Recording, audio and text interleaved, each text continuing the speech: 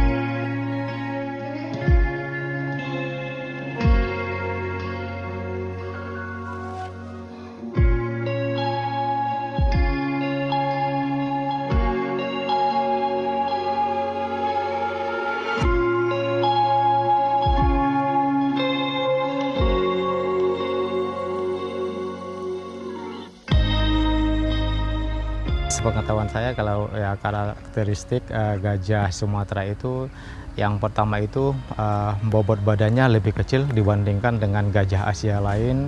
Gajah Sumatera itu bisa memiliki bobot badan 3-5 ton dan tinggi itu bisa mencapai 1 sampai 3 meter.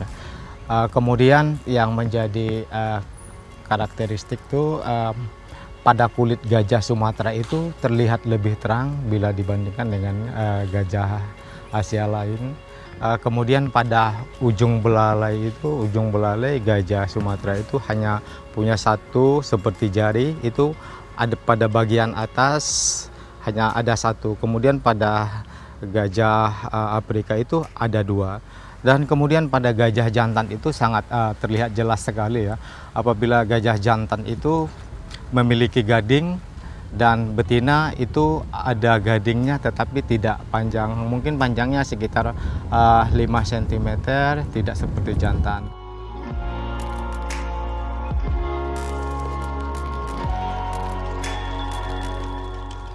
Untuk di PLG Minas sendiri itu jumlah gajah ada 15 ekor. 15 ekor itu terdiri dari 10 gajah jantan dan 5 gajah betina. Dan dari usia yang paling muda itu ada kita punya gajah yang namanya Togar, usianya kurang lebih 5-6 tahun. Dan yang paling tua itu ada namanya Seng Arun, usianya kurang lebih 59 tahun.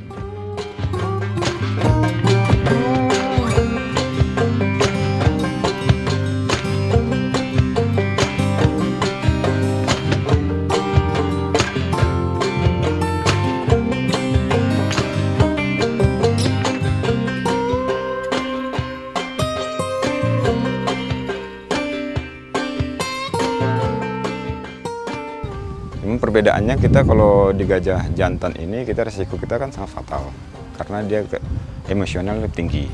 Kalau lebih adem memang kalau sama gajah betina.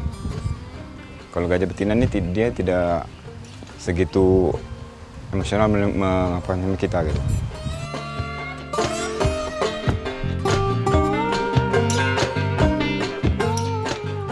Kalau saya sehari-hari ngendel gajah namanya Togar.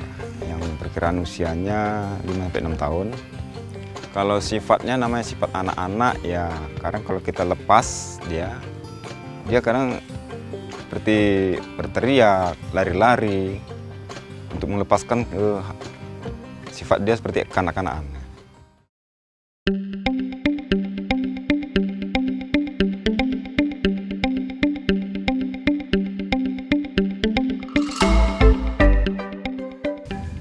Kalau untuk cara komunikasi sama gajah, supaya dia nurut sama kita, itu tergantung interaksi kita juga sama dia, kedekatan kita.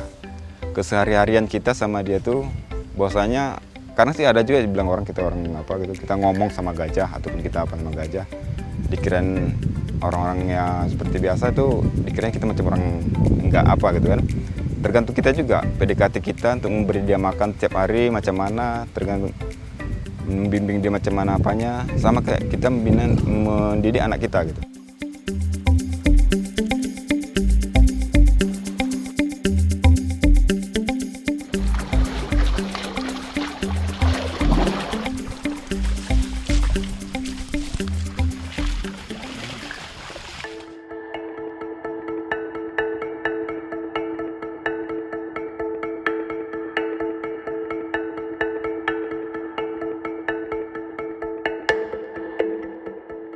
Perilaku gajah ini mengikuti umur ya.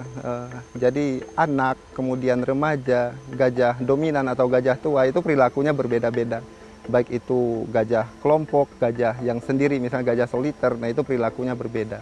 Tetapi secara umum, gajah kelompok itu mereka akan terdiri dari induk, kemudian kelompok-kelompok betina di dalam satu kelompok. Kemudian ada kelompok-kelompok jantan, tetapi itu yang masih usia remaja. Berbeda dengan kelompok gajah jantan. Kalau gajah jantan cenderung sendiri ya, hidup sendiri atau soliter. Nah, di saat tertentu saja, misalnya kawin, nah baru bergabung dengan kelompok betina.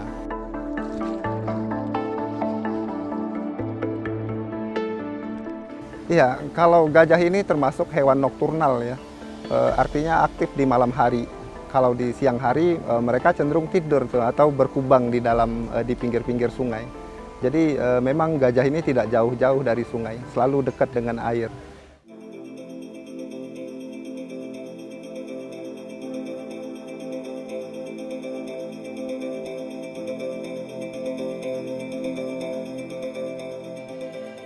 Oh iya, gajah memiliki peran penting dalam memelihara lingkungan.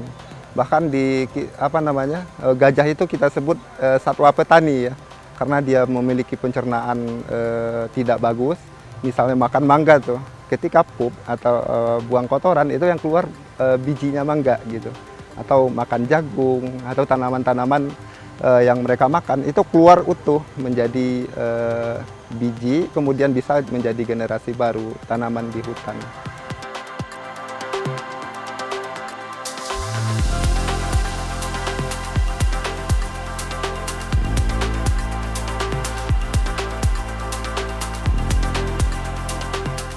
Dan gajah ini adalah hewan yang pintar. Mereka terus beradaptasi dengan perubahan di lingkungannya. Misal, kalau ada jalan misalnya, nah itu mereka bisa menyesuaikan keadaan.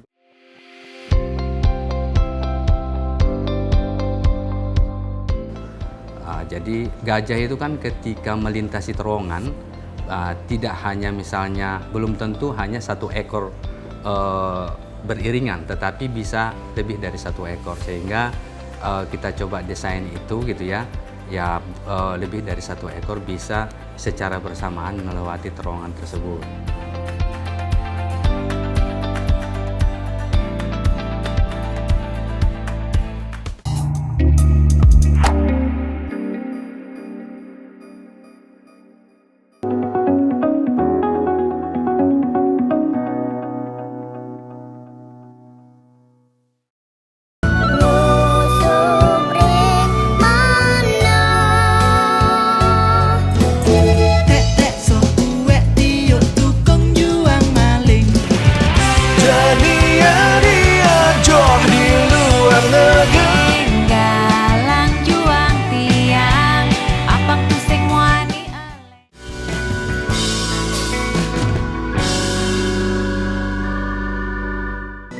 Ayo komunikasikan bisnis, event, atau pengumuman Anda di Koran Jawa Pos Radar Bali.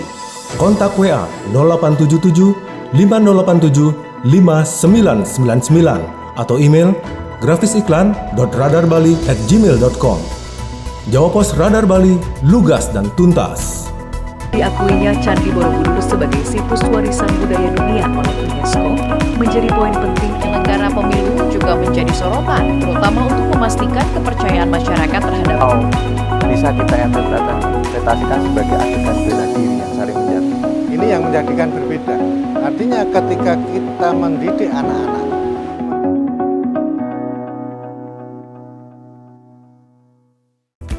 saya Yom Sagita mengucapkan selamat mengudara Jawa Pos TV di Pulau Bali. Semoga Jawa Pos TV dapat memberikan tambahan informasi dan hiburan untuk masyarakat Bali. Jaya terus Jawa Pos TV. Perhubungan Budi Karya Sumadi, usai rapat terbatas evaluasi Stasiun Pasar Kombes Pol Wisnu Prabowo menjelaskan, pelaku pembunuhan berinisial AAR menyerahkan diri setelah membuat ikan air tawar yang didominasi jenis ikan koi. Ikan-ikan. Saksikan Beranda Nusantara setiap Senin hingga Sabtu pukul 11 waktu Indonesia bagian tengah hanya di Jawa Pos TV Bali.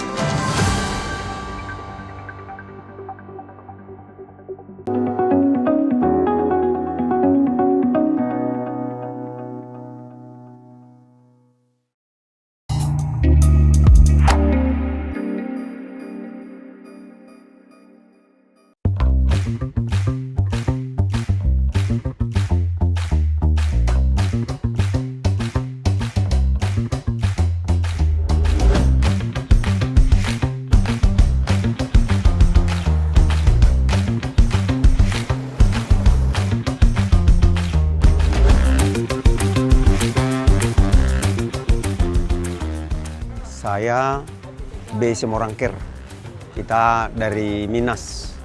Tujuannya mau ke Kota Canai via Pematang Siantar. Hampir dikatakan sekali seminggu pasti kita melewati memakai jasa tol ini. Manfaatnya sangat besar sekali buat kita. Dulu kita menempuh dari Pekanbaru ke Bagan Batu aja sampai 9 jam. Sekarang udah bisa 4 jam, 3 jam. Terima kasih, Pak. Kalau tol ini ya sangat berpengaruh lah untuk memotong waktu dan singkat menuju tujuan, contohnya ke Dumai, arah Medan, bisa kita targetkan waktunya. Jadi makasih bisa sangat-sangat memotong waktu. Saya lewat ada terlihat lah Bu, gajah di nggak salah di kilometer 15 atau 14 sekitaran segitulah Bu. Saya ada lihat lah di situ satu gajah, satu lah Bu yang terlihat.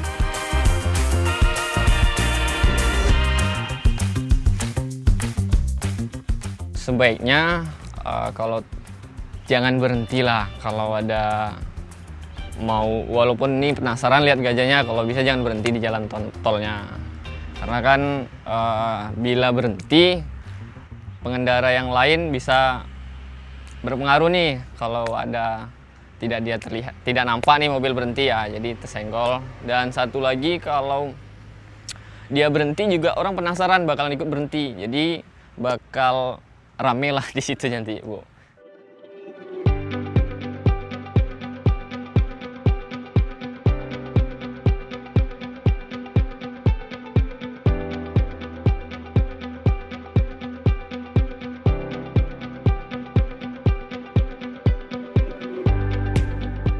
Kita kan juga sedang giat-giatnya konstruksi ini. Jangan sampai konstruksi itu tidak seirama dengan lingkungan. Karena kita kan perlu keberlanjutan ya di lingkungan ini ya. Lingkungan harus lestari, lingkungan itu keanekaragaman hayatinya juga harus tetap terjaga ya, tidak boleh rusak.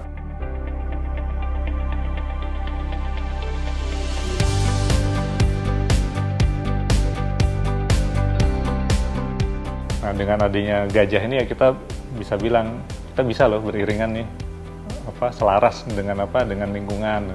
Ya harapannya gajah tuh tetap lestari lah, tidak terganggu, dia nyaman, bisa berkembang biak, bisa rumahnya dia tuh tetap nyaman untuk ditempati. Kalau sudah nyaman-nyaman itu dia kan nggak mungkin nggak mungkin merusak kan, nggak mungkin ada konflik. Kalau mereka naluri hewan ya. Selama nyaman, menurut kita ya oke aja sih.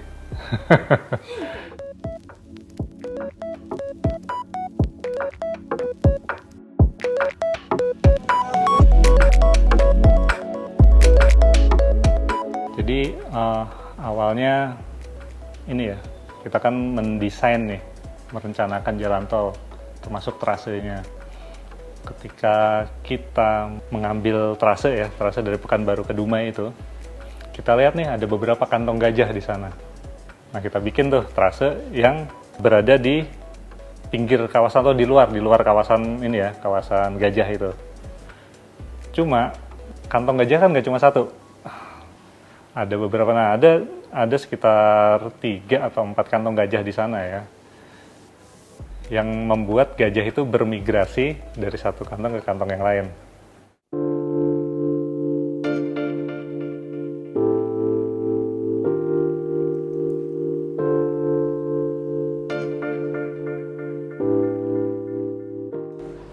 Kami sejak awal memang betul-betul dilibatkan mulai dari perencanaan lokasi, kemudian desain terowongan, kan begitu ya, dan juga penentuan jumlah terowongan. Jadi gajah itu kan ketika melintasi terowongan tidak hanya misalnya, belum tentu hanya 1 ekor beriringan, tetapi bisa lebih dari 1 ekor, sehingga kita coba desain itu gitu ya, lebih dari 1 ekor bisa secara bersamaan melewati terowongan tersebut.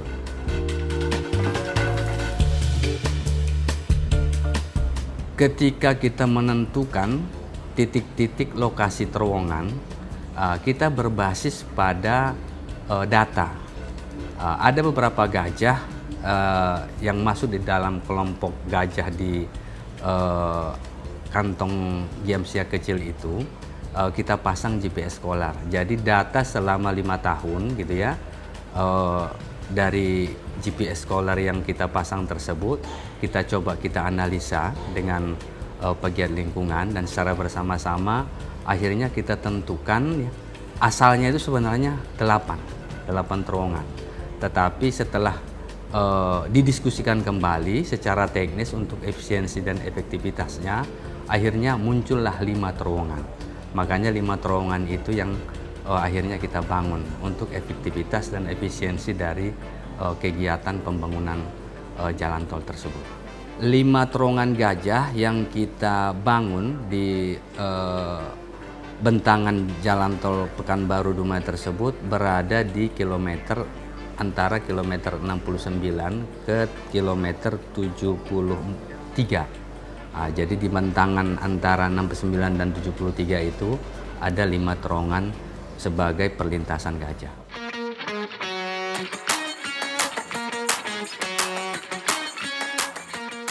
Saat ini kita dengan BBKSDA Riau coba memanfaatkan informasi dari GPS Scholar itu untuk penerapan strategi early warning kepada masyarakat yang tinggal di perlintasan gajah.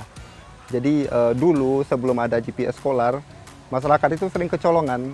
Jadi tiba-tiba pagi itu sawit udah dimakan 40 batang, 50 batang. Nah sekarang kita kalau sudah tahu posisi GPS, kita informasikan kepada masyarakat melalui WhatsApp group.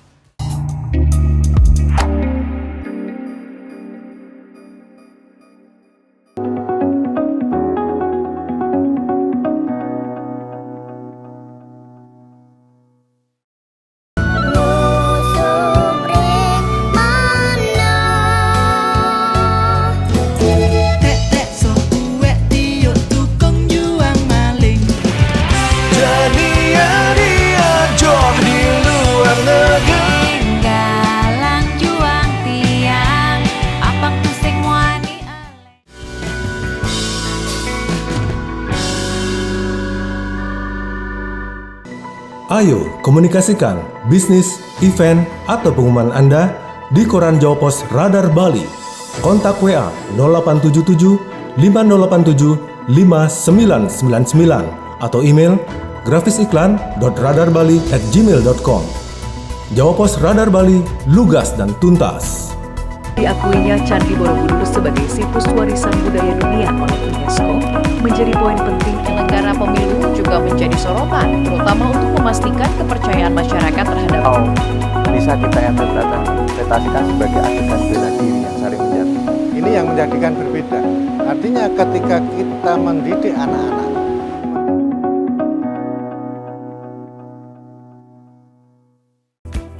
Saya Yong Sagita mengucapkan selamat mengudara Jawa Post TV di Pulau Bali.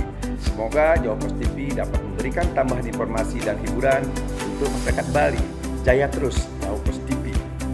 Perhubungan Budi Karya Sumadi, usai rapat terbatas evaluasi Stasiun Pasar Kombes Pol Wisnu Prabowo menjelaskan, pelaku pembunuhan berinisial AAR menyerahkan diri setelah membuat ikan air tawar yang didominasi jenis ikan koi. Ikan-ikan Saksikan Beranda Nusantara setiap Senin hingga Sabtu pukul 11 waktu Indonesia bagian tengah hanya di Jawa Post TV Bali.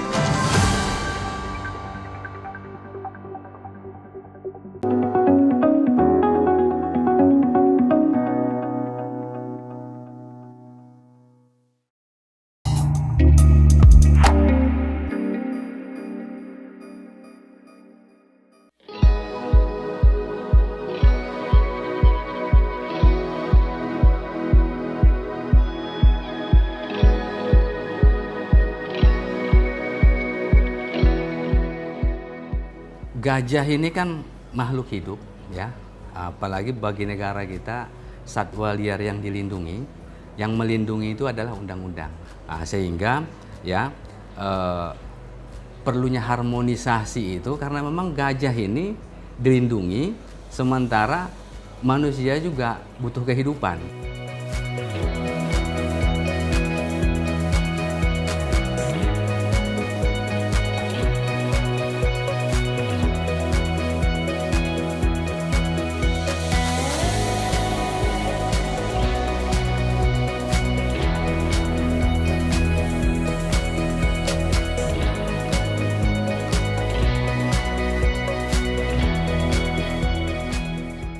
Dalam ruang yang sama, waktu berbeda tidak akan konflik. Kan begitu. Artinya apa? Mungkin ke depan kita bisa mendeteksi kapan saja sih sebenarnya gajah itu lewat di situ. Jadi ketika waktu pas gajah lewat di situ itu, mungkin ada mitigasi yang dilakukan. Itu yang pertama. Yang kedua misalnya waktu bersamaan tetapi beda ruang, tentunya kan tidak terjadi konflik juga. Mungkin kalau misalnya di ruang-ruang yang benar-benar keberadaan gajahnya itu tinggi, ya kalau bisa alokasikan itu untuk gajah.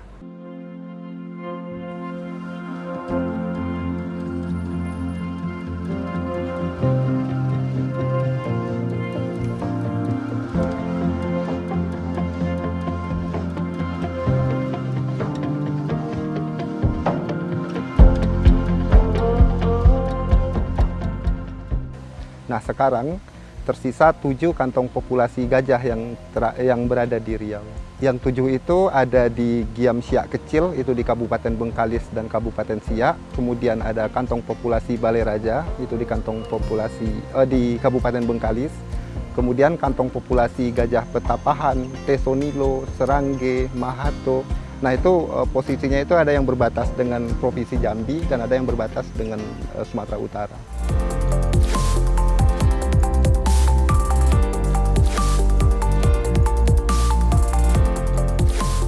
Saat ini kita dengan BBKSDA Riau coba memanfaatkan informasi dari GPS Scholar itu untuk penerapan strategi early warning kepada masyarakat yang tinggal di perlintasan gajah. Jadi dulu sebelum ada GPS Scholar, masyarakat itu sering kecolongan. Jadi tiba-tiba pagi itu sawit udah dimakan 40 batang, 50 batang. Nah, sekarang kita kalau sudah tahu posisi GPS, kita informasikan kepada masyarakat melalui WhatsApp group. Kemudian masyarakat sudah bisa berjaga-jaga mengantisipasi sebelum gajah masuk ke dalam kampung.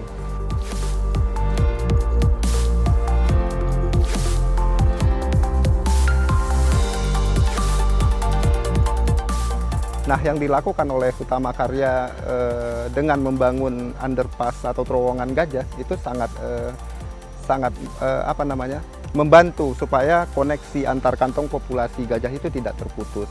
Nah, di dalam 3 tahun terakhir setelah dibangun underpass itu gajah liar sudah menggunakan underpass itu untuk melintas. Kita sudah petakan koridor pergerakan gajah itu, Mbak. Jadi dari misalnya kantong populasi sebelah kiri dan kanan itu kita sudah perkaya itu dengan tanaman-tanaman baik itu yang menjadi pakan gajah maupun tanaman-tanaman yang tidak disukai oleh gajah. Nah, misal Tanaman yang tidak disukai gajah ini adalah tanaman-tanaman pohon, tetapi memiliki nilai ekonomi buat masyarakat.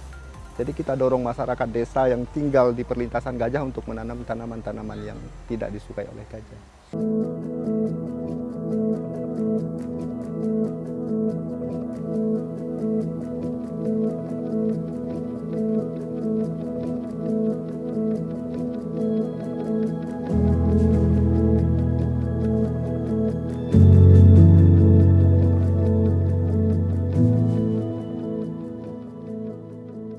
Kalau untuk program yang kita lakukan, salah satunya mengingat populasi gajah Sumatera itu sangat sudah terancam punah ya. Yang kita lakukan di sini ada namanya program breeding program, yaitu perkembangbiakan, di mana gajah-gajah yang sudah dewasa itu kita gabung di malam hari agar mereka melakukan perkawinan, dan harapan kita tentunya menghasilkan keturunan. Kemudian juga dari sektor memperkaya pakan, kita juga melakukan beberapa kegiatan seperti penanaman rumput gajah, batang pisang, dan juga tebu. Dan harapan kita juga sih ke depannya itu bisa mencukupi untuk kebutuhan gajah ya.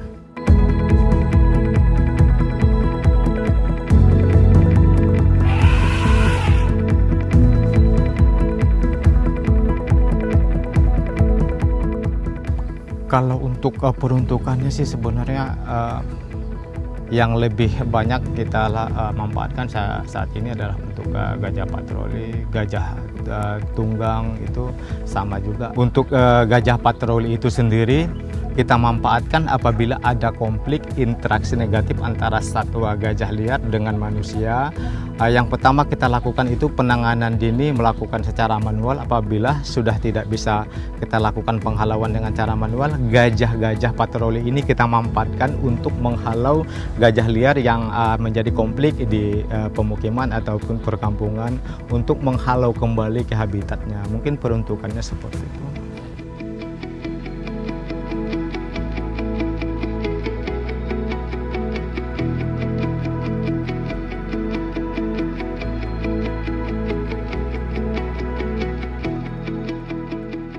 Mungkin sebelumnya juga itu merupakan lintasan gajah binaan ya, dan setelah adanya jalan tol, dari pihak jalan tol sendiri punya inisiatif yang bagus yang memberikan terowongan, berarti dalam arti itu memberikan ruang gerak tanpa membatasi gajah-gajah kita yang di sini. Di terowongan itu juga ada jalur mereka buat untuk perlintasan gajah.